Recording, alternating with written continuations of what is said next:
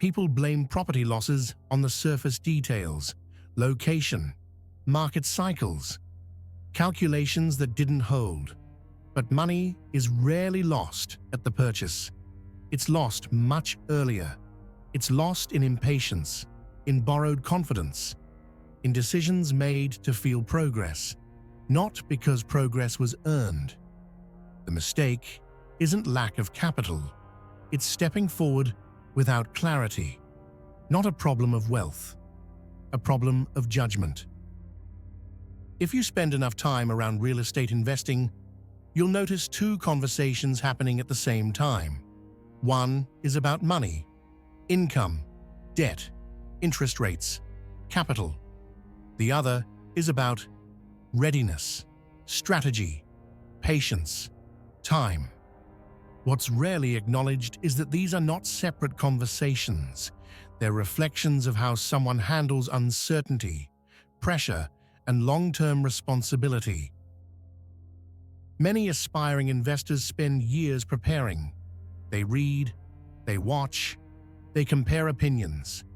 From the outside, it looks disciplined, but often it's something else. Preparation becomes a way to avoid committing to a clear direction.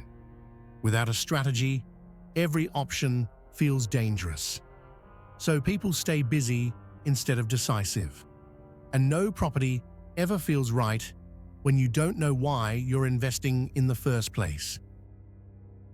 There are many ways to make money around real estate. Some are fast, some feel productive, some feel exciting, but activity isn't the same as investing. Long-term investing requires accepting something uncomfortable. Progress is slow, uneven, often boring. If your plan depends on constant action, constant optimization, or constant stimulation, you're not investing, you're working. And without a long-term frame, decisions become reactive. Reactive decisions don't compound. Unclear credit, high interest debt, untracked spending, no margin for error.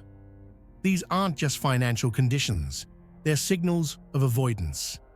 Avoidance is how the mind protects itself from stress. But property ownership doesn't reduce pressure, it concentrates it. If clarity feels uncomfortable now, ownership will amplify that discomfort later. Many people turn to property not to build wealth, but to feel secure. A building feels solid, permanent, reliable. But emotional safety and financial strength are not the same thing.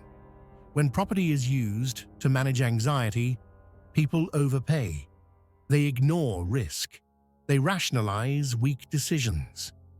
What's bought for reassurance often becomes a long-term burden.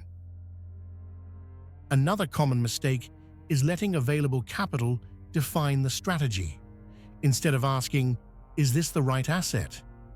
People ask, what can I afford right now? That's not ambition, it's impatience. Long-term investors wait until capital and strategy align.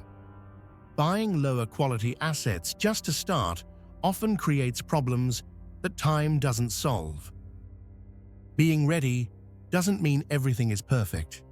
It means your financial reality is clear, your strategy is defined, and action isn't being used to escape uncertainty. Waiting doesn't feel like failure. It feels intentional.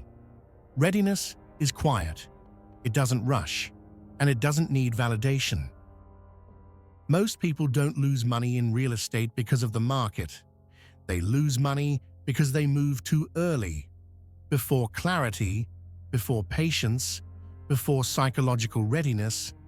Not investing yet is often the most intelligent decision available, because clarity isn't something you discover after buying property. It's something you build before. And here's the part no one wants to hear. If you keep losing money or hesitating forever, it's probably not the market. And it's probably not bad advice either. It's you avoiding discomfort. Real investing demands long periods of uncertainty, boredom, and self-doubt. No applause, no clarity, no guarantee you're doing it right. Most people aren't afraid of losing money.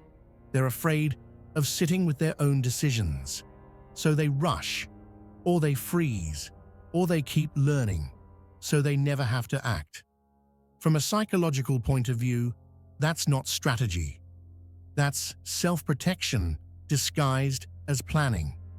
The uncomfortable truth: if you don't trust yourself to make a decision and live with the outcome, no deal will ever feel safe enough.